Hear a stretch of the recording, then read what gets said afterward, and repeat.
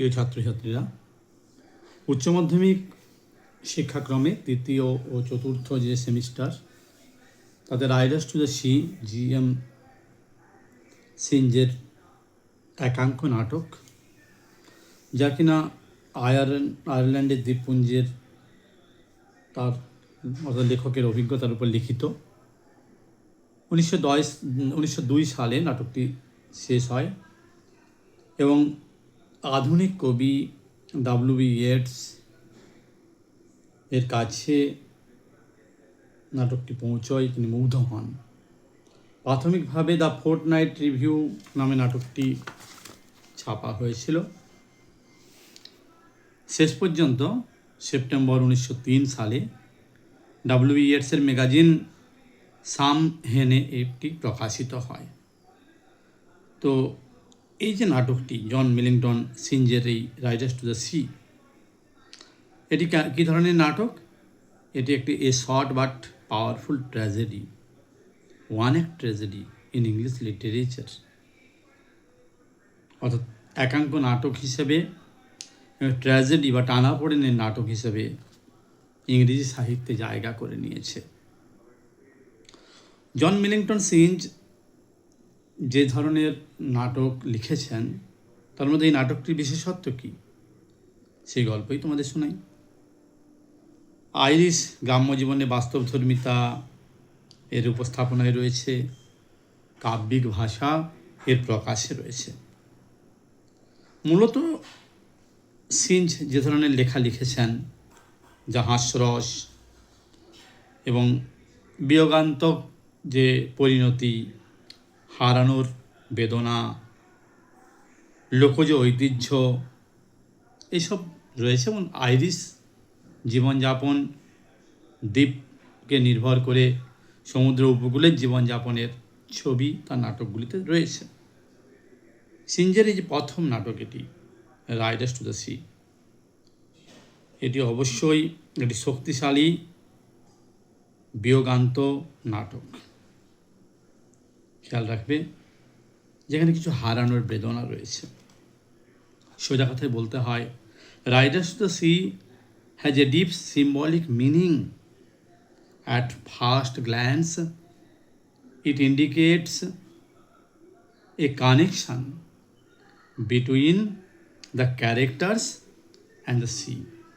অর্থাৎ নাটকের চরিত্রগুলোর সাথে সমুদ্রের একটা যে টানাপোড়েনের সম্পর্ক, তাই নাটকে রয়েছে। The word riders typically refers to those who ride horses, but in this play it bears more profound significance. অর্থাৎ কি, যদিও কিনা ঘোড়ায় আরোহণকে রাইডার্স বোঝায়, রাইডার্স মানে ঘোড়ায় আরোহণ কারী, কিন্তু এই নাটকে অন্য ধরনের একটি ছবি রয়েছে, যেখানে কিনা আমরা আইরিশ জনশ্রুতির এক বিয়োগান্তক যোগ দেখতে পাই। কি দেখি আমরা? এই নাটকে রিফ্লেক্টস হয়েছে the universal human journey towards death. The sea is both A giver and a taker of life. অর্থাৎ কী হয়েছে না, মানুষের সার্বজনীন মৃত্যুযাত্রাকে প্রতিফলিত করেছে। সমুদ্র জীবনে তাদেরকে দেয় অনেক কিছু, আবার তাদের কাছে কেড়ে নেয় অনেক কিছু। কি আছে গল্পটির বিষয়বস্তুতে? না, এটি একটি দরিদ্র মৎস্যজীবী পরিবারের প্রবল শক্তিশালী সমুদ্রের বিরুদ্ধে সংগ্রামের গল্প। নাটকটি উপস্থাপিত হয়েছে প্রকৃতি, বিশেষ করে সমুদ্র, এবং তা যতই শক্তিশালী হোক না কেন, মানুষ যে তার বিরুদ্ধে লড়াই করে, হয়তো লড়াই করে কিছুই করতে পারে না, হারাতে পারে না সমুদ্রকে, কিন্তু তাদের হার না মানা হার যে চলতে থাকে, তারই কাহিনী এটি। গল্পটিতে মরিয়া নামের এক বৃদ্ধা, তার ছোট কটেজের রান্নাঘরে গল্পটি আধারিত। প্রবল শক্তিশালী সমুদ্র, যা কিনা ইতিমধ্যে তার স্বামী এবং তার একাধিক সন্তানের প্রাণ কেড়ে নিয়েছে। তিনি এখন বেঁচে আছেন এবং তার দুই ছেলে যাদের নাম এখানে উল্লেখ আছে, মাইকেল ও ব্রাডলি। তাদের নিয়ে বেশ কিছু উদ্বেগের কথা। নাটকটি মরিয়ার দুই মেয়ে ক্যাথলিন ও নোরার মধ্যে কথোপকথন দিয়ে শুরু হয়। তারা তাদের নিখোঁজ ভাই মাইকেল সম্বন্ধে কথা বলছিল। সে 9 দিন ধরে নিখোঁজ রয়েছে, সবাই মনে করছে সে মারাই গেছে। নোরা এক তরুণ যাজকের কাছ থেকে একটা পুঁটলি পেয়েছে এবং সেই পুঁটলি নিয়ে সে কটেজে প্রবেশ করছে। পুঁটলিটিতে কি আছে সে ক্যাথলিনকে দেখাচ্ছে, দিদি ক্যাথলিনকে সে দেখাচ্ছে। তাদের নিশ্চিত করতে হচ্ছে যে পোশাকগুলি মাইকেলের কিনা। বার্টলি একটি বিপজ্জনক সমুদ্রযাত্রায় পরিকল্পনা করেছে। গলওয়ে মেলায় ঘোড়া বিক্রি করতে যাওয়ার জন্য মরিয়া তাকে বাধা দিচ্ছে, কারণ সমুদ্র তখন উত্তাল। তাছাড়া যদি মাইকেলের দেহ পাওয়া যায়, কফিন তৈরির জন্য কোনো পুরুষ তাদের ঘরে নেই। সে ভয় পায় যে সমুদ্র তাকে অর্থাৎ বার্টলিকেও কেড়ে নেবে। আবার সে আশা করে যে তরুণ যাজক বার্টলিকে বিরত করবেন, কিন্তু বার্টলি শুনতে চায় না। এই যে নেশা, তাদের সমুদ্রে যাওয়ার নেশা, পরিবারের জন্য অর্থ উপার্জনের জন্য তাকে অবশ্যই যেতে হবে। বিদায় নেওয়ার আগে বার্টলি তার মায়ের আশীর্বাদ চাইছে। অত্যন্ত বিচলিত মরিয়া তাকে আশীর্বাদ করতে পর্যন্ত অস্বীকার করছেন। বার্টলি যাত্রা শুরু করে দিচ্ছে। মরিয়া কিছুটা রুটি ও আশীর্বাদ তাকে দেওয়ার জন্য যাচ্ছেন। যখন তিনি বেরিয়েছেন, ক্যাথলিন ও নোরা তখন পুঁটলিটি পরীক্ষা করে। তারা নিশ্চিত হয় যে জামা ও মোজাটি মাইকেলেরই। মরিয়া কল্পনায় একটি দৃশ্য দেখতে পায় যে মাইকেল তার ভাই বার্টলির পিছনে লাল ঘোড়ায় চড়ে আসছে। সে এটিকে অশুভ সংকেত বলে মনে করে। ভয়ঙ্কর কোন ঘটনার এটি ইঙ্গিত তা সে বুঝতে পেরে যায়। বেশ কিছুক্ষণ পরে দেখা যায় গ্রামবাসীরা বার্টলির সমুদ্রে পড়ে ডুবে যাওয়ার সংবাদ দিচ্ছে।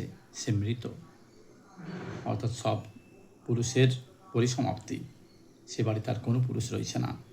তার দেহ বাড়িতে আনা হচ্ছে, মাইকেলের জিনিসপত্রের কাছে রাখা হচ্ছে।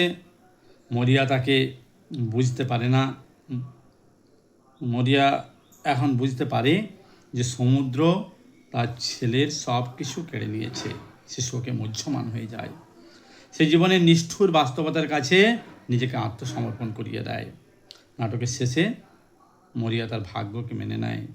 সে অনুভব করে যে সমুদ্রের সঙ্গে লড়াই করে তার পক্ষে পারা সম্ভব নয়, কিন্তু এখন সে শান্তি পায়। যেহেতু তার কোনো জীবিত সন্তান নেই, অর্থাৎ পুত্র সন্তান নেই, তার দুঃখ সত্ত্বেও সে শান্তি খুঁজে পায়। সে অনুভব করে তার প্রিয়জনেরা এখন সর্বশক্তিমান ঈশ্বরের সান্নিধ্যে শান্তিতেই রয়েছে। ভগবানের উপর তার আস্থা রয়েছে। তাই রায়দাস দাসী এইভাবে একটা মর্মস্পর্শী গল্প, এক পরিবারের সব হারানোর কথা আর প্রকৃতির কাছে মানুষের অসহায়তার চিত্রকে তুলে ধরে। বুঝলে তো? এই হলো রায়দাস টু দ্য সি এর গল্প। এই গল্পের মূল চরিত্র তাহলে আমরা কি পাচ্ছি না, মরিয়া এই নাটকের মুখ্য চরিত্র, ক্যাথলিন যে কিনা এই একাঙ্ক নাটকের বড় মেয়ে, নোরা এই একাঙ্ক নাটকের মোরার ছোট মেয়ে, আর বার্টলি সেই পরিবারের একমাত্র জীবিত সন্তান, যার পরিণতি আমরা দেখতে পাচ্ছি। এই 4টি চরিত্র মূলত এখানে পার্টিসিপেট করেছে। বাকি 2-1টি চরিত্রের আমরা উল্লেখ পাই, যেমন যাজক বা মাইকেলের চরিত্র, যাদের উপস্থিতি আমরা দেখি না, কিন্তু উল্লেখ পাই। কিছু গ্রামবাসীদের উল্লেখ এখানে রয়েছে। এভাবে নাটকটি একটি দৃশ্যপটের উপরে, একটি বিষয়বস্তুর উপরে সহজ সরল ভাষার ভঙ্গিমায় জীবনযাপনের একটি নির্দিষ্ট প্রণালীর উপরে আধারিত একাঙ্ক নাটকের যাবতীয় যে বৈশিষ্ট্য তা এখানে প্রকাশিত। আমরা এগুলো নিয়ে বিশদে আলোচনা করব। যাক, এই ভূমিকায় যেটুকু জানতে পারলে তাতে এটা বোঝার চেষ্টা করো যেটি একটি সুন্দর টানাপোড়েনের গল্প, বিয়োগান্তের গল্প, ট্র্যাজেডি, ওয়ান অ্যাক্ট ট্র্যাজেডি। ঠিক আছে?